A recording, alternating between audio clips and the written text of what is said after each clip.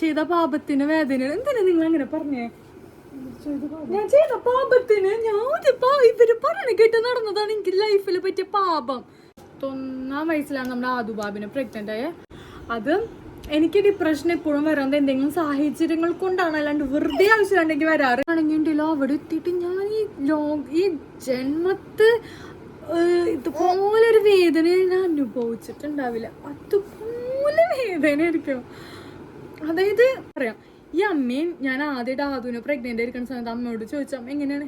ഞാൻ ചിന്ന ഒരു വേദന ഇല്ലടി, ഭയങ്കര സിമ്പിളാന്ന് പറഞ്ഞു പറ്റും. അവസാനം ഞാൻ പിടിച്ചിട്ട് ഞാൻ പറഞ്ഞു, ഞാൻ ചത്തുപോയി, എനിക്ക് പുഷിച്ചു. ചത്തോ പറയണ്ടായിരുന്നു, എല്ലാവരും ചത്തു. അപ്പൊ പറയാ എല്ലാവരും ചത്തുപോട്ടെ. ഹലോ ഗായ്സ്, എന്തൊക്കെയുണ്ട് വിശേഷം? സുഖല്ലേ? ഞാൻ അവിടെ സുഖമായിട്ടിരിക്കണം. അപ്പൊ ഞാൻ വിചാരിച്ചു ഡെലിവറി സ്റ്റോറി പറയാന്ന്, കുറെ നാളായി പറയാന്ന് വെച്ചിട്ടുണ്ടായിരുന്നു കേട്ടോ. അപ്പൊ അതുകൊണ്ടാണ് ഞാൻ ഓൾറെഡി പണ്ട് പറഞ്ഞിട്ടുണ്ടായിരുന്നു. ആ സമയത്ത് നമ്മൾ യൂട്യൂബ് ചാനൽ തുടങ്ങിയിട്ടുള്ള സമയമാണ്. ഭയങ്കര അടിപൊളിയായിട്ടുള്ള എന്താ പറയുക സംസാരമൊക്കെ ആയിരുന്നല്ലോ, ഒരു തേങ്ങ അറിയില്ല. അപ്പം ഞാൻ വളരെ ചുരുക്കത്തിൽ വേഗം പറയാമെന്ന്. ലൈക്ക് 22-ാം വയസ്സിലാണ് ഞാൻ ആദുവിനെ ഡെലിവറി ചെയ്തത് കേട്ടോ. ഡെലിവറി ആയിട്ടുള്ള. അപ്പോൾ ആണെങ്കിൽ ആദുവിനെ ഞാൻ ജോലിക്ക് പോകണ്ടായിരുന്നു കേട്ടോ ആ ടൈമിൽ. പിന്നെ റിസൈനൊക്കെ ചെയ്തു, കാരണം എനിക്ക് ഫസ്റ്റ് ടൈമാണ്. ലൈക്ക് എല്ലാവരുടെയും പോലെ എനിക്കൊരു തേങ്ങ അറിയില്ല, ഒന്നും അറിയില്ല. പിന്നെ ഞാൻ ദുബായിൽ ഒറ്റയ്ക്കായിരുന്നു. കുക്കിംഗ് ഒറ്റയ്ക്ക് ചെയ്യണം, ബാക്കിയുള്ള കാര്യങ്ങളൊക്കെ ചെയ്യണം. 3 മന്ത് ഞാൻ അവിടെ ദുബായിൽ പിടിച്ചു നിന്നു. 4th മന്തായപ്പോഴേക്കും നാട്ടിൽ വന്നു. പിന്നെ നല്ല രീതിയിൽ എനിക്ക് ഡിപ്രഷൻ ഉണ്ടായിരുന്നു. അത് എനിക്ക് ഡിപ്രഷൻ എപ്പോഴും വരാതെ എന്തെങ്കിലും സാഹചര്യങ്ങൾ കൊണ്ടാണ്, അല്ലാണ്ട് വെറുതെ ആവശ്യമുണ്ടെങ്കിൽ വരാറില്ല. വെറുതെ ആവശ്യമില്ലാണ്ട് എന്തെങ്കിലും വരാണെങ്കിൽ നമ്മൾക്ക് വിചാരിക്കാം ലൈക്ക് എന്തെങ്കിലും അറിയില്ല, എനിക്ക് എന്തെങ്കിലും കാരണങ്ങൾ കൊണ്ടായിരിക്കും. സോ എനിക്കത് ഒരു കാരണം ഉണ്ടായിരുന്നു എൻ്റെ ലൈഫിൽ, ഞാൻ ഒരിക്കലും മറക്കില്ല. അപ്പോൾ ആ ഒരു സംഭവം കൊണ്ട് എനിക്ക് ഡിപ്രഷൻ ഉണ്ടായിരുന്നു ആ ടൈമിൽ. ബട്ട് അത് ഓവർകം ചെയ്ത് നമ്മുടെ ആദുബാബി ഉണ്ടായി. ആദുബാബിയുടെ ഡെലിവറി ടൈമിൽ എന്താണെന്ന് വെച്ചിട്ടുണ്ടെങ്കിൽ എനിക്ക് ഒരു കുഴപ്പം വരുന്നില്ല. ലൈക്ക് ഞാൻ ആ സമയത്ത് ഞാൻ പറഞ്ഞില്ലേ ഭയങ്കര തടിച്ചിട്ടായിരുന്നു. അത് എന്താണ് വേണ്ടേ, ഭയങ്കര ഒരു 76 കിലോ ഉണ്ടായിരുന്നു. ഭയങ്കര ചക്കമ്മായിരുന്നു, ഭയങ്കര ബോഡി ഫുൾ എനർജി ആയിരുന്നു ആ ടൈമില്.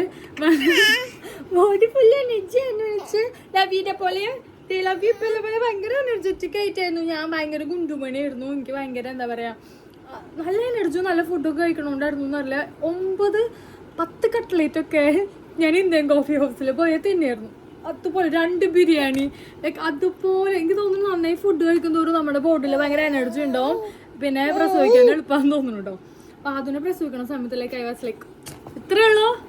പെയിനൊക്കെ ഉണ്ടായിരുന്നു, വളരെ സിമ്പിളല്ലോ, കുഴപ്പമില്ലല്ലോ സംഭവം എന്നൊക്കെ ആ ഒരു ഇതായിരുന്നു കേട്ടോ. കുട്ടീനെ നോക്കാനായിരുന്നു എനിക്ക് ബുദ്ധിമുട്ട്, പ്രസവിക്കാൻ എനിക്ക് വലിയ ബുദ്ധിമുട്ടോ കാര്യങ്ങളൊന്നും ആ ടൈമിൽ ഉണ്ടായിരുന്നില്ല. അങ്ങനെ പിന്നെ ലവ്വിന് ഇപ്പൊന്നും വേണ്ട, ഇപ്പൊന്നും വേണ്ട, അതല്ല ഇപ്പൊന്നും പ്രഗ്നന്റ് ആവണ്ടേ, കാരണം ആദുബാബി ഭയങ്കര യങ്ങല്ലേ, ചെറുതല്ലേ. അവരൊരു 2-2.5 ആയിട്ടുള്ള സമയത്താണ് ഇവള് പ്രഗ്നന്റ് ആയത്. ഞാനാണെങ്കിൽ ജോബിന് പോയോണ്ടിരിക്കുകയായിരുന്നു ദുബായിൽ. കുറേ നാളെ വീട്ടിലവിടെ വെറുതെ ഇരിക്കുകയാണ്. പിന്നെ അച്ഛനമ്മയും പറഞ്ഞു, നീ വീട്ടില് അച്ഛനമ്മയും അവിടെ ഉണ്ട്, ആദുവിനെ നോക്കാം. അവർ പറഞ്ഞു, നീ എന്തായാലും ഒരു ജോബ് പോവാം, ലൈക്ക് നിനക്കൊരു ടൈം പാസ് ആവും. ഇല്ലെങ്കിൽ നീ ഇങ്ങനെ നിന്റെ ഫ്രണ്ട്സൊക്കെ ഇങ്ങനെ ഓരോന്ന് ചെയ്യണു. അവരെന്നെ മോട്ടിവേറ്റ് ചെയ്യുന്നുണ്ട്. എനിക്ക് ജോലിക്ക് പോയെങ്കിലും കുഴപ്പമില്ല. അവർ പറയാണ് നിന്റെ ഫ്രണ്ട്സും അവരൊക്കെ ജോലിക്ക് പോകുമ്പോൾ നിനക്ക് ഭയങ്കര സങ്കടമാവും, ലൈക്ക് നിന്റെ ലൈഫ് അങ്ങനെ ഇതായി അങ്ങനെ ഇങ്ങനെയായി എന്നൊക്കെ പറഞ്ഞിട്ട്. അപ്പോൾ ഞാൻ ചോദിക്കും, നിങ്ങൾക്ക് അത്ര ഇതാണ്, നിങ്ങൾ എന്തിനും ഇത്രയും ചെറുപ്പത്തിൽ കല്യാണം കഴിച്ച് വിട്ടേ, നിങ്ങൾക്ക് അത്രയും ഇല്ലേ? അതിൻ്റെ വാലിഡ് പോയിന്റ് അല്ലേ അല്ലേ? സോ എനിവേസ് ലൈക്ക് അപ്പം അങ്ങനെ ഞാൻ ജോബ് കണ്ടെത്തി. ജോബിന് ഇൻ്റർവ്യൂസിനൊക്കെ പോയി. ചിലതിൽ കിട്ടിയില്ല, ചിലത് കിട്ടി. പക്ഷേ കിട്ടിയതൊന്നും എനിക്ക് ഇഷ്ടമുള്ള ജോബ് ആയിരുന്നില്ല. ഞാൻ വെയിറ്റ് ചെയ്യായിരുന്നു. എനിക്ക് ഇഷ്ടപ്പെട്ട മനസ്സറിഞ്ഞിട്ടുള്ള ഇഷ്ടപ്പെട്ട ജോബിൽ ഞാൻ പോവുള്ളൂ. ഞാൻ മനസ്സറിഞ്ഞപ്പോഴേ ഞാൻ വിചാരിച്ചിട്ടുണ്ടായിരുന്നു. പിന്നെ ഫോഴ്സിങ്ങോ കാര്യങ്ങളൊന്നും ഉണ്ടായിരുന്നില്ല, എൻ്റെ ഇഷ്ടത്തിന് ജോബ് പോവാം. അവസാനം ഫൈനലി എനിക്ക് ഇഷ്ടത്തിന് ഞാൻ തള്ളി മറിച്ച് ഇൻ്റർവ്യൂവിന് ഞാൻ ഭയങ്കര കഴിവുള്ള ആളാണ്, എനിക്കൊരു തേങ്ങ അറിയില്ല, ഞാൻ ഭയങ്കര സൂപ്പറാണ്, മറ്റേതാണ് മറിച്ചതാണ്, എനിക്ക് എല്ലാം അറിയാമെന്നുള്ള രീതിയിൽ തള്ളി മറിച്ചിട്ട് അവസാനം ജോബ് കിട്ടി. ജോബ് കിട്ടിയിട്ട് ഒരു 2 months ഞാൻ ആദ്യം പോകുമ്പോൾ എനിക്ക് ഭയങ്കര സ്ട്രെസ്ഡ് ആയിരുന്നു, എനിക്ക് ഒട്ടും ഇഷ്ടമില്ലാണ്ടാണ് പോയത്. ബട്ട് വൺസ് പിന്നെ നമുക്ക് ഇൻഡിപെൻഡൻ്റ് ആവണം, നമ്മളൊരു പെർട്ടിക്കുലർ സ്റ്റേജ് എത്തുമ്പോൾ നമുക്ക് തോന്നും നമുക്ക് ഇൻഡിപെൻഡൻ്റ് ആവണം, നമുക്ക് സെൽഫായിട്ട് ഏൺ ചെയ്യണം, ആരും ഡിപ്പെൻഡ് ചെയ്യരുത്. ലൈക്ക് അങ്ങനെ ഒരു പെർട്ടിക്കുലർ സ്റ്റേജ് വന്നപ്പോൾ ഞാൻ ചെയ്യാം നല്ലതാലോ, നമുക്ക് ഫിനാൻഷ്യലി ഇൻഡിപെൻഡൻ്റ് ആണല്ലോ, പൈസ കിട്ടുന്നുണ്ട്, നമുക്ക് ഇഷ്ടമുള്ള കാര്യങ്ങൾ ചെയ്യാം, ഒരാളോട് നമുക്ക് ചോദിക്കാൻ നിൽക്കേണ്ട ആവശ്യമില്ല. ലൈക്ക് അത് വേണം ഇത് വേണം, നമ്മുടെ ഒരു പൈസന് നമ്മൾ എന്തിനു ചോദിക്കണം? ലൈക്ക് ഈവൻ പാരൻസിനാണെങ്കിൽ ഈവൻ ഹസ്ബൻഡിനോടും കൂടി എന്തിനു ചോദിക്കണം അല്ലേ? ലൈക്ക് ഒക്കെ അപ്പോൾ ഇൻഡിപെൻഡൻസ് ഇഷ്ടപ്പെട്ട് തുടങ്ങി കേട്ടോ. അപ്പോൾ ഫസ്റ്റ് ആദ്യം ഇഷ്ടമില്ലാണ്ട് ഞാൻ പോയിട്ട് പിന്നെ കുറച്ച് കഴിഞ്ഞപ്പോൾ ഞാൻ ഓക്കെ ആയിട്ട് വന്നു. സെക്കൻഡ് മന്ത് ആകുമ്പോൾ പിന്നെ ഭയങ്കര വൈബായിട്ടായിരുന്നു പോയേ. അപ്പോഴാണ് പിന്നെ മനസ്സിലായ ലൈക്ക് ഐ എം പ്രഗ്നൻ്റ് എന്ന്. ഒട്ടും പ്രിപ്പയർഡ് ആയിരുന്നില്ല സത്യം പറയുകയാണെങ്കിൽ, ഒട്ടും പ്രിപ്പയർഡ് ആയില്ല. ബേബി വേണ്ടെന്നുള്ളൊരു ഇതായിരുന്നു. അതുകൊണ്ട് ഞാൻ ആരോടും ഞാൻ പറഞ്ഞിട്ടുണ്ടായിരുന്നില്ല പ്രഗ്നൻ്റ് ആണെന്ന്. കാരണം ഞാൻ ഓക്കെ ആയിരുന്നില്ല, ഞാൻ പേഴ്സണലി ഓക്കെ ആയിരുന്നില്ല പ്രഗ്നൻ്റ് ആയിട്ട്. സോ ഞാൻ എന്ത് ചെയ്യുമെന്ന് വിചാരിച്ചു ഇങ്ങനൊരു അവസ്ഥയായിരുന്നു. ലൈക്ക് ഏട്ടൻ പറഞ്ഞു വേണം ബേബി വേണം ലൈക്ക് ഞാൻ ബട്ട് മെൻ്റലി ഞാൻ ഓക്കെ ആയിരുന്നില്ല. കാരണം ആദ്യം പ്രഗ്നൻ്റ് ആയിരിക്കുന്ന സമയത്ത് ഞാൻ പറഞ്ഞില്ല കുറച്ച് ട്രോമാസും കാര്യങ്ങളൊക്കെ ഉണ്ടായിരുന്നു. അപ്പം അതെനിക്ക് ഇതിൽ വരണ്ടാന്ന് ഒട്ടും വേണ്ടെന്നുള്ള രീതിയിൽ ലൈക്ക് ഞാൻ ഒട്ടും പ്രിപ്പയർഡ് ആയിരുന്നില്ല സത്യം പറയാലോ. അപ്പോൾ ആരോടും ഞാൻ പറഞ്ഞില്ല, എങ്ങനെയെങ്കിലും ഇത് ആവണമെങ്കിൽ ആയിക്കോട്ടെ, ലൈക്ക് ആവണമെങ്കിൽ ആയിക്കോട്ടെ എന്നുള്ള രീതിയായിരുന്നു. പിന്നെ ആദൂനാണെങ്കിൽ എനിക്ക് നോക്കാനും ഇല്ലാണ്ട് അറിയണ്ടായിരുന്നില്ല. അങ്ങനത്തെ അച്ഛനമ്മയായിരുന്നു ഫുൾ ആദൂൻ്റെ കാര്യങ്ങൾ നോക്കുന്നുണ്ടായിരുന്നു. അപ്പോൾ രണ്ടാമതും കൂടെ എന്തായിരിക്കുമോ സ്ട്രെസ്സും കാര്യങ്ങളും ഭയങ്കര സ്ട്രെസ്ഡ് ആയിട്ട് ആരോടും ഞാൻ പറഞ്ഞിട്ടില്ല. ഞാൻ പേര് പറയാണ് ഭയങ്കര സ്ട്രെസ്സായിട്ട് ഇങ്ങനെ ഇരിക്കുകയാണ്. അതിൻ്റെ ഇടയ്ക്ക് ഞങ്ങൾ ഏട്ടൻ സർപ്രൈസ് ആയിട്ട് തായ്ലൻഡ് ട്രിപ്പ് ബുക്ക് ചെയ്തിട്ടുണ്ടായിരുന്നു. അപ്പോൾ തായ്ലൻഡ് ട്രിപ്പ് വേണം, ജോബിന് പിന്നെ പോകാൻ പറ്റില്ല. ലൈക്ക് 1 hour 2 hour ഒക്കെ ട്രാവൽ ഉണ്ട്, ജോബിന് പോകാൻ പറ്റില്ല. പിന്നെ പ്രഗ്നൻ്റ് ആയി ട്രിപ്പിന് വരേക്കിന് പോകാൻ പറ്റുമോ എന്ത് തേങ്ങയാണ്. പിന്നെ എന്തെങ്കിലും ആവട്ടെ ട്രിപ്പിന് പോയിട്ട് ഞാൻ മാക്സിമം എൻജോയ് ചെയ്ത് ലൈക്ക് നമ്മളൊരു ബേബി ഉണ്ടാകുന്ന നമ്മൾ അതുപോലെ പ്രിക്കോഷൻസും കാര്യങ്ങളൊക്കെ ചെയ്തിട്ടല്ലേ നമ്മൾ ഇതാക്കുക. ഞാൻ അങ്ങനെ ഒരു ഇതുണ്ടായിരുന്നില്ല, ഞാൻ ഫുള്ള് തുള്ളിച്ചാടലും കാര്യങ്ങളൊക്കെ ആയിരുന്നു. ഏട്ടൻ പറയാൻ ശ്രദ്ധിക്കും ലൈക്ക് ഞാൻ മെൻ്റലി ആ ടൈമിൽ പ്രിപ്പയർഡ് ആയിരുന്നില്ല. ലൈക്ക് സെക്കൻഡ് ഒരു ബേബി വേണം, ഹാപ്പിയാണ് പ്രഗ്നൻ്റ് ആണെന്ന് അറിഞ്ഞപ്പോൾ. ബട്ട് നമ്മൾ എന്താ പറയുക ഒരു കുട്ടീനെ നോക്കാമെന്ന് പറഞ്ഞിട്ടുള്ള എളുപ്പമുള്ള കാര്യമല്ല. ലൈക്ക് നമുക്ക് എന്താ പറയുക പറയണവർക്ക് എളുപ്പമാണ് ഇത് നോക്ക് കാര്യങ്ങൾ, നമ്മളാണ് ആദ്യം മുതലേ കാര്യങ്ങൾ ലവ്വിനെ കുറിച്ച് പറയുമ്പോൾ ലവിക്ക് ദേഷ്യം കണ്ടോ. നമുക്കാണ് എല്ലാ കാര്യങ്ങളും അറിയാം. ലൈക്ക് നമ്മുടെ പേരൻസാണ്, പിന്നെ എൻ്റെ അച്ഛനമ്മയാണ് അതിൻ്റെ ഫുൾ കാര്യങ്ങൾ നോക്കിയത്. ഇപ്പോൾ രണ്ടാമത്തെയും അവർ തന്നെയാണ്. അപ്പോൾ നമ്മുടെ അച്ഛനമ്മമാർക്കും അറിയാം എത്രത്തോളം ബുദ്ധിമുട്ടാണ്. ഞാൻ എത്രത്തോളം ഗോ ത്രൂ ചെയ്തിട്ടുണ്ട് ഈ ലൈക്ക് ഈ പോസ്റ്റ്മോർട്ടം. പിന്നെ അത് മാത്രമല്ല ബേബീനെ നോക്കുന്ന കാര്യങ്ങൾ ഫുള്ള് ഈ പറയുന്ന ആൾക്കാർ എന്താ പറയുക ജസ്റ്റ് പറച്ചിൽ മാത്രമുള്ള, നമ്മളാണ് ഫുള്ള് കാര്യങ്ങൾ ഓക്കെ എല്ലാ കാര്യങ്ങളും A to Z കാര്യങ്ങൾ ഫുള്ള് കാര്യങ്ങൾ നമ്മൾ ലൈക്ക് എൻ്റെ എന്താ പറയുക എല്ലാ കാര്യങ്ങളും ചെയ്യുന്നത് ബേബീസിൻ്റെ ആണെങ്കിലും എല്ലാതും. അപ്പം ഞാൻ ജോലിയും ഇതായി ട്രിപ്പിനും പോയി, ഇനി ജോലിക്ക് ഇത് പോകാനില്ല, പ്രഗ്നൻ്റ് എന്ത് ചെയ്യണം എന്ന് ചോദിച്ചാൽ ഞാൻ ഭയങ്കര സ്ട്രെസ്ഡ് ഔട്ട്. അതുകൊണ്ട് ആരോടും ഞാൻ അറിയിച്ചിട്ടുണ്ടില്ല ഒരു 5 months വരെ. പിന്നെ ഞാൻ വിചാരിച്ചു ലവ് എൻ്റെ ആണെങ്കിൽ അറിയില്ല, ആൺകുട്ടിയാണെങ്കിൽ ഇത്രയും കൂടി ട്രോമ ആയാണ്. അതിനെ തന്നെ നോക്കിയിട്ട് കുറുമ്പും കാട്ടായും വേഷം കെട്ടും ഇതൊക്കെ ആയിട്ട് എൻ്റെ അമ്മ സഹിക്കാൻ പറ്റാണ്ടിരിക്കുന്നുണ്ടായിരുന്നെ. അപ്പം ഞാൻ മൈൻഡിൽ എന്തായാലും എല്ലാവർക്കും ഈ ബേബീസ് ഉണ്ടാവണ ഒരു സംഭവമല്ല. കുറേ പേര് ട്രീറ്റ്മെൻറ്റ്സും കുറേ സംഭവങ്ങളും അതൊക്കെ. എനിക്ക് ഹാപ്പിയാണ് പ്രഗ്നൻ്റ് ആയതിനെ, like I am so happy. But നോക്കേണ്ട കാര്യങ്ങളും അതിൻ്റെ സ്ട്രെസ്സും ആ 9 month കാര്യങ്ങളും ബാക്കിയുള്ള ആ ഒരു ടെൻഷൻ. കാരണം ഞാനല്ലല്ലോ അത് അനുഭവിക്കണം, എൻ്റെ അച്ഛനമ്മയ്ക്ക് അറിയുന്നതുകൊണ്ട് അവരും എനിക്ക് എന്തായിരുന്നു ഇഷ്ടം ആ ഒരു ഇതിലായിരുന്നു. അവസാനം വെച്ചു ഇതെന്തായാലും ഞാൻ നോക്കാം, എന്തായാലും ഉണ്ടായില്ല, ഇനിയിപ്പോൾ ഒന്നും ചെയ്തിട്ട് കാര്യമില്ല, മുന്നേ കെയർഫുള്ളായിരിക്കണം. പക്ഷെ ഞാനിപ്പോൾ വിചാരിക്കണം എന്താണെന്ന് വെച്ചിട്ടുണ്ടെങ്കിൽ യൂണിവേഴ്സ് ഗിഫ്റ്റ് ചെയ്ത് തന്നിട്ടുള്ള 4 കുഞ്ഞാണ്. ലവിലേക്ക് ലവ്യുള്ളതുകൊണ്ട് എനിക്ക് എന്ത് ഹാപ്പിനെസ് ആണെന്നറിയാം, എനിക്ക് പറഞ്ഞറിയിക്കാൻ പറ്റില്ല. എൻ്റെ അമ്മ എനിക്ക് ആദ്യം എനിക്ക് ഹാപ്പിനെസ് തരുന്നുണ്ട്. പക്ഷേ എനിക്ക് പെൺകുട്ടിയോളം ഭയങ്കര ഇഷ്ടമാണ്. ലവ് എനിക്കൊരു പ്രത്യേക ഹാപ്പിനെസ്സാണ് എനിക്ക് തരുന്നത്. ലൈക്ക് ഇപ്പോൾ എൻ്റെ പോസ്റ്റ്മോർട്ടം ഇപ്പോൾ ലവ് ഉണ്ടായിട്ട് പോസ്റ്റ്മോർട്ടം ഭയങ്കര ബുദ്ധിമുട്ടായിരുന്നു. പ്രഗ്നൻസി ടൈമൊക്കെ ഹൊറിബിളായിരുന്നു, എനിക്ക് ആലോചിക്കാനും കൂടി വയ്യ. അത്രമാത്രം ഞാൻ വ്ളോഗിങ്ങും കാര്യങ്ങളൊക്കെ ചെയ്ത് ഹാപ്പി ഫേസ് ആയെങ്കിലും but I was going through a lot. Like എനിക്ക് ഭയങ്കര ബുദ്ധിമുട്ടായിരുന്നു. പിന്നെ ചേട്ടൻ്റെ എൻ്റെ ബ്രദറിൻ്റെ പിള്ളേരും വന്നിട്ടുണ്ടായിരുന്നു. അതും കുറുമ്പും കാര്യങ്ങളും എല്ലാം കൂടിയിട്ട് I was messed up at that time.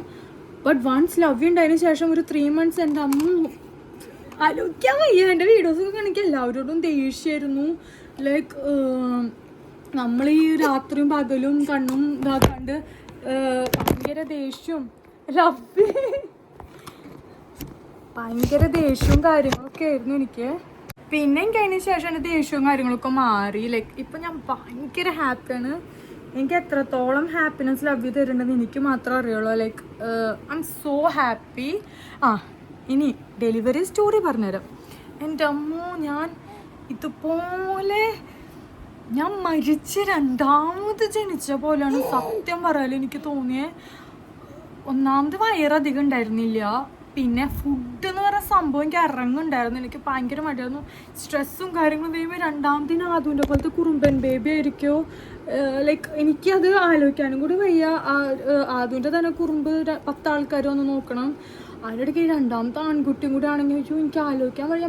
ആകെ പിന്നെ ഞാൻ എന്തെങ്കിലും ആവട്ടെ ഡെലിവറി റൂമിൽ എനിക്കൊന്നും ചത്തുപോയി അത്രയും സന്തോഷമില്ല. അത്രയും പ്രഗ്നൻസി ടൈമിൽ ഗോ ത്രൂ ചെയ്തിട്ടുണ്ടായിരുന്നു. ഈ പിള്ളേരും ഇത് നമുക്കൊരു നാക്ക് എനിക്കില്ല, പിള്ളേരെ നോക്കാൻ എനിക്ക് അങ്ങനെ വല്ലാണ്ട് അറിയില്ല. ഓക്കെ, അപ്പോൾ ആകെ സ്ട്രെസ്ഡ് ഔട്ടായിട്ട് ഇങ്ങനെ ഇരിക്കുകയാണ്. പിന്നെ ഡെലിവറിക്ക് സെക്കൻഡ് പോണ സമയത്ത് പറയുക വേറെ എന്തോ രീതിയിലാണ് എനിക്ക് ഡെലിവറി ചെയ്യണം. ആദ്യത്തെ എനിക്ക് നോർമൽ പെയിൻ വന്നിട്ട് ഞാൻ പോയിട്ട് ഡെലിവറി ചെയ്താണ്.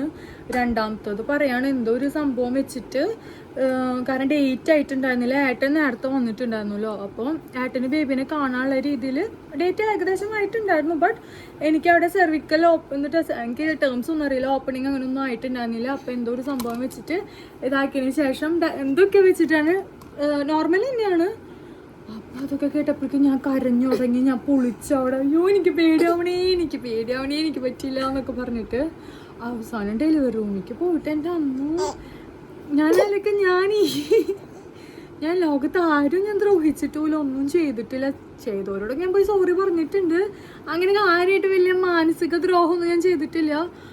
ബട്ട് ഞാനാണെങ്കിൽ ഉണ്ടല്ലോ അവിടെ എത്തിയിട്ട് ഞാൻ ഈ ജന്മത്ത് ഇതുപോലൊരു വേദന ഞാൻ അനുഭവിച്ചിട്ടുണ്ടാവില്ല. അതുപോലെ വേദന ആയിരിക്കും. അതായത് ഒരു ദിവസം മുഴുവൻ ഇങ്ങനെ വേദന തിന്നിങ്ങനെ ഇരിക്കുക. ആ ടൈമിലാണെങ്കിൽ ആദൂൻ്റെ ഒച്ച ചില സമയത്ത് പുറത്തുനിന്ന് കേൾക്കായിരുന്നു. പിന്നെ ഞാൻ ആടിനോട് ചോദിച്ചു നീ എന്താ ചെയ്യണത്, അവൻ റീൽസ് കണ്ടിരിക്കായിരുന്നു. അപ്പം സുഖം. പിന്നെ അച്ഛനമ്മയ്ക്ക് പിന്നെ നമ്മളെ ഒരു ടെൻഷനും കാര്യങ്ങളൊക്കെ ഉണ്ടാവുമല്ലോ. ആട്ടിന് പിന്നെ അങ്ങനെ മൊത്തത്തിൽ വലിയ അങ്ങനെ എനിക്കറിയില്ല. ആള് റീൽസ് കണ്ടിരിക്കായിരുന്നു പറഞ്ഞു. ആള് പറഞ്ഞത് ആൾക്ക് എങ്ങനെയെങ്കിലും ബേബി പുറത്ത് വന്നൊന്ന് കണ്ടാൽ മതി. ലൈക്ക് അങ്ങനെയാണ്. ലൈക്ക് നമ്മുടെ പേരൻസിന് പിന്നെ നമുക്കറിയാലോ അവർക്ക് എത്രത്തോളം പുറമെ കാട്ടില്ല മെക്കിട്ട് കയറെങ്കിലും നമുക്കറിയാം. ലൈക്ക് അവർക്ക് അമ്മയാണോ ഇതിനൊന്ന് പിടിച്ചേ, അവർക്ക് അമ്മയൊന്ന് വായോ, അമ്മയോട് ഒരു ക്വസ്റ്റ്യൻ ചോദിക്കണ്ട, അവർക്ക് എത്രത്തോളം അത് എഫക്റ്റ് ചെയ്യും. ലൈക്ക് അച്ഛനും അമ്മയ്ക്കും. അമ്മ ഈ മൂശാട്ട അമ്മയുണ്ടല്ലോ ഡെലിവറിക്ക് കയറാൻ പോകുന്ന സമയത്ത് ഭയങ്കര മെക്കെട്ടായിരുന്നു. നീ ചെയ്ത പാപത്തിന് വേദന. എന്തിനാ നിങ്ങൾ അങ്ങനെ പറഞ്ഞേ? ഞാൻ ചെയ്ത പാപത്തിന് ഇവര് പറഞ്ഞു കേട്ട് നടന്നതാണ് എനിക്ക് ലൈഫിൽ പറ്റിയ പാപം. സത്യം പറയാലോ. പിടിക്ക്. നിനക്ക് ഫുഡ് കൊണ്ടുവന്നപ്പോ നീ സ്പൂൺ എടുത്തില്ലാന്ന് പറഞ്ഞിട്ട് അതെ, അവിടെയുള്ള പിള്ളേരെല്ലാവരും എന്നെക്കാളും ചേച്ചിമാരാണ്. ഞാനാണ് ചെറുത്, ഞാനാണ് അവിടെ ഏറ്റവും ചെറുത്. എല്ലാ ചേച്ചിമാരും അവിടെ വന്ന് കിടന്നിട്ട് അവര് ഫുഡൊക്കെ കഴിച്ച് സുഖമായിട്ടിരിക്കണം. ഞാൻ കയറിയിട്ട് എനിക്ക് ഫുഡ് എത്തിയിട്ടില്ല. അതായത് എൻ്റെ ഭർത്താവ് അവിടെ റീൽസ് കണ്ടിരുന്നു അറിയില്ല, മേടിക്കാൻ പോയിട്ടുണ്ടായിരുന്നു. ടൈമിൽ എത്തിയില്ലാന്ന് തോന്നുന്നു, ഫുഡ് എത്തിയിട്ടുണ്ടായിരുന്നില്ല. അപ്പോഴേക്ക് ദേഷ്യം വന്നു. എന്നിട്ട് എൻ്റെ അമ്മ ഫുഡ് കഴിച്ചിട്ട് അടുത്ത ദിവസമായിട്ട് ഫുഡ് കഴിക്കാൻ പറ്റണില്ല, വേദന സഹിക്കാൻ പറ്റാണ്ട്. ഞാൻ ഇതുപോലൊരു വേദന ഞാൻ അമ്മയ്ക്കൊക്കെ ഭയങ്കര എളുപ്പം. അമ്മയ്ക്ക് തന്നെ എലിക്കുഞ്ഞുങ്ങളുടെ പോലത്തെ കുഞ്ഞുങ്ങളുണ്ടായതുകൊണ്ടാന്ന് തോന്നുന്നു വേഗം അമ്മ പ്രസവിച്ചു വന്നു. അമ്മയ്ക്ക് വേദന ഉണ്ടായിരുന്നില്ല. നിങ്ങൾ ഈ അമ്മമാര് പറയുന്നത് വിശ്വസിക്കരുത് ഗായ്സ്. ഒരു കാര്യം, പക്ഷെ എനിക്ക് ബുദ്ധിമുട്ടായിരുന്നു. എന്ത് അമ്മ ഫുഡ് കഴിക്കണ അമ്മ ഉണ്ണ പറയാ ഗായ്സ്. അമ്മ പറയാ അമ്മയ്ക്ക് അത്രയും വേദന ഉണ്ടായിരുന്നില്ല, നീ എന്തോ മുൻജന്മ പാപം ചെയ്ത്. പക്ഷെ അമ്മയ്ക്ക് ഭയങ്കര എളുപ്പമായിരുന്നു. എനിക്ക് കുറേ അമ്മ അപ്പല്ല എന്താ അമ്മ ഞാൻ പറയാം. ഈ അമ്മയും ഞാൻ ആദ്യമായിട്ട് ആദൂനെ പ്രഗ്നന്റ് ആയിരിക്കുന്ന സമയത്ത് അമ്മയോട് ചോദിച്ചു അമ്മ എങ്ങനെയാണ്. ഞാൻ ചിന്ന ഒരു വേദന ഇല്ലടി, ഭയങ്കര സിമ്പിളാന്ന് പറഞ്ഞ് പറ്റിച്ച്. പ്രഗ്നന്റ് ആയിട്ടുള്ള ആളാണ് ഞാൻ. പറയേ എപ്പിഡ്യൂറൽ ഉണ്ടാവും, സിമ്പിൾ, ഒരു കുഴപ്പമില്ല. അപ്പൊ ഞാൻ ഓക്കെ. അവസാനം 9ാം മാസം എത്തിയപ്പോ പറയാം ഡോക്ടർ പറയാം എപ്പിഡ്യൂറലിൽ ഒരു തേങ്ങയില്ല ഇവിടെയെന്ന്. 9ാം മാസത്തിൽ കിടന്ന് കാറിപ്പൊളിഞ്ഞ് കരഞ്ഞിട്ട് വല്ല കാര്യം ഉണ്ടാവും, നമുക്കൊന്നും അറിയില്ല. ലൈക്ക് ഫസ്റ്റ് ഡെലിവറിയുടെ കാര്യം പറയണത്. അമ്മമാര് ലൈക്ക് ഉടായിപ്പാണ്, ഒരു പെയിനും ഉണ്ടാവില്ല, തേങ്ങ ഭയങ്കര എളുപ്പമാണെന്നൊക്കെ പറയും. ഇപ്പം മാറ്റി പറയുന്നതാണ്. എന്നിട്ട് ഞാൻ അവിടെ എത്തിയിട്ട് അയ്യോ എനിക്ക് എന്താ പറയുക, എനിക്ക് വേദന സഹിക്കാൻ പറ്റില്ല. അതിൻ്റെ ഇടയ്ക്ക് ഏട്ടനെ എപ്പോഴും കാണണമെന്ന് പറഞ്ഞപ്പോൾ ഏട്ടൻ അവിടെ എന്തോ മേടിക്കാൻ വേണ്ടി പോയിട്ട് ഏട്ടനെ കണ്ടില്ല. അവസാനം അമ്മേനെ ഇങ്ങനെ വീടെന്ന് പറഞ്ഞു. ആദൂനെ കാണാനേ തോന്നിയില്ല. ആദൂനെ കണ്ടിട്ട് ചിലപ്പോൾ കാറി ഞാൻ പൊളിക്കും. അപ്പോൾ പിന്നെ അച്ഛൻ അവിടെയും ഓരോ കാര്യങ്ങൾ ചെയ്ത് നടക്കുന്നത്. എനിക്ക് ബ്ലഡും കാര്യങ്ങളും ഏട്ടനും ബ്ലഡും കാര്യങ്ങളൊക്കെ. എൻ്റെ ഒരു ഫ്രണ്ട് ഉണ്ട് ഇവിടെയുള്ള, അവൻ്റെ ഒരു കസിൻസാണ് എനിക്ക് ബ്ലഡൊക്കെ അറേഞ്ച് ചെയ്ത് തന്നെ. ലൈക്ക് എനിക്ക് ചിലപ്പോൾ ഇൻ കേസ് വേണമെന്ന് വിചാരിച്ചിട്ട്. എന്നിട്ട് ആ ടൈമിലാണെങ്കിൽ എന്താ പറയുക, ആദ്യം ഡെലിവറി ചെയ്ത പോലെയല്ല ഇവളെ ഡെലിവറി ചെയ്തപ്പോൾ. അവനെനിക്ക് സിമ്പിളായിരുന്നു. ഇവളുടെ ഞാൻ ഡെലിവറി ഇങ്ങനെ ഇതായോണ്ടിരിക്കുമ്പോൾ സംഭവം ഒന്നും ഇതാവണില്ല. ഞാൻ പറയും വേദന സഹിക്കാൻ ഓളി കുറവായിരുന്നു ആദ്യത്തെക്കാട്ടും. മെച്യൂരിറ്റി കൂടിയോണ്ടാണോന്ന് അറിയില്ല, ഓളി കമ്പാരിറ്റീവ്ലി കുറവായിരുന്നു. എനിക്ക് മനസ്സിലായി ഓളി ഇട്ടിട്ട് കാര്യമില്ല. ആ ടൈമിൽ ബ്രീത്തിങ് എക്സസൈസ് ചെയ്താൽ ഇത്തിരി കൂടി പെയിൻ കുറയുന്നു.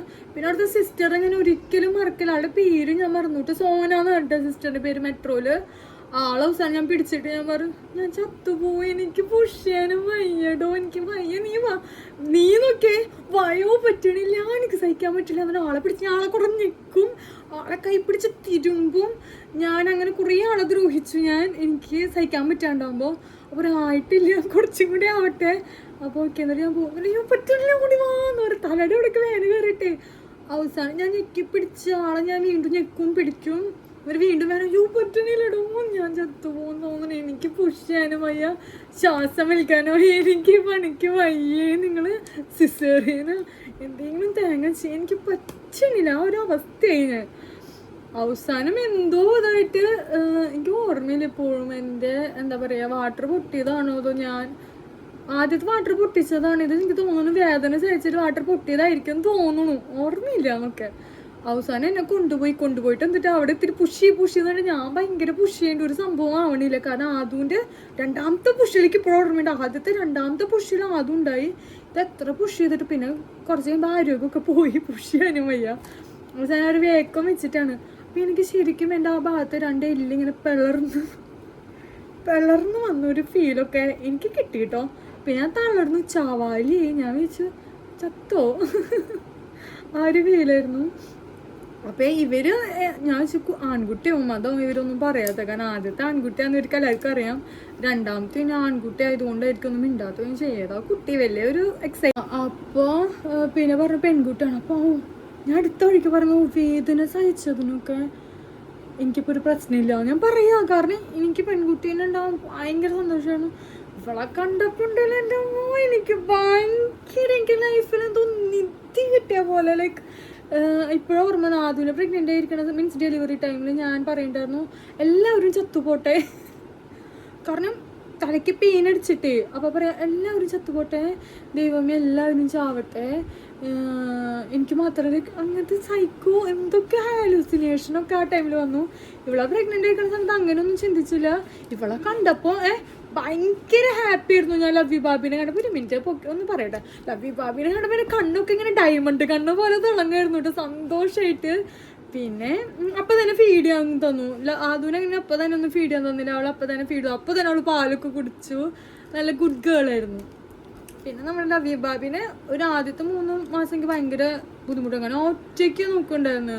രാത്രി അടക്കം ഞാൻ ഒറ്റയ്ക്ക്. ഡെലിവറി കഴിഞ്ഞിട്ട് ലൈക്ക് ഏട്ടൻ 2-3 ദിവസം ലൈക്ക് ഒരു 1 വീക്കൊക്കെ ഉണ്ടെങ്കിലും ഏട്ടൻ ഉറങ്ങിടന്നിട്ട് ഞാനും ആ ടൈമിൽ എടുക്കും.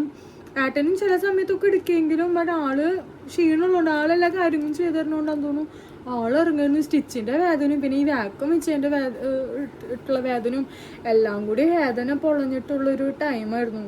പിന്നെ 3 മാസമൊക്കെ കഴിഞ്ഞിട്ട് ഞാനിപ്പോൾ ഞാൻ എന്തെങ്കിലും മുൻ ജന്മത്തിൽ ചെയ്തിട്ടുള്ള പാപം എൻ്റെ എല്ലാം കഴുകി കളഞ്ഞിപ്പോൾ ഞാൻ പ്യുവർ സോളാന്നാണ് എനിക്ക് തോന്നുന്നത്. കാരണം അത്രമാത്രം ഞാൻ ഈ ചിരിച്ച് ഞാൻ അത്രത്തോളം ഞാൻ സഫർ ചെയ്തിട്ടുണ്ട് സീരിയസ്ലി. ലൈക്ക് നിങ്ങൾ ഏതൊക്കെയാണോ അല്ല ഓക്കെ അങ്ങനെ. പിന്നെ ഇപ്പം ഞാൻ സത്യം പറഞ്ഞാൽ ഭയങ്കര സമാധാനമുണ്ട്. ഇപ്പോൾ കുറച്ച് മനസ്സമാധാനം ഉണ്ട്, ഹാപ്പിനെസ് ഉണ്ട്. ലൈക്ക് ലവ് ഉണ്ടായതിനു ശേഷം പിന്നെ ആദ്യമുള്ള സമയത്ത് ഉണ്ടായതിനു ശേഷം ലൈക്ക് ഇപ്പം ഞാൻ ഭയങ്കര ഒരു ഹാപ്പി മോമാണ്.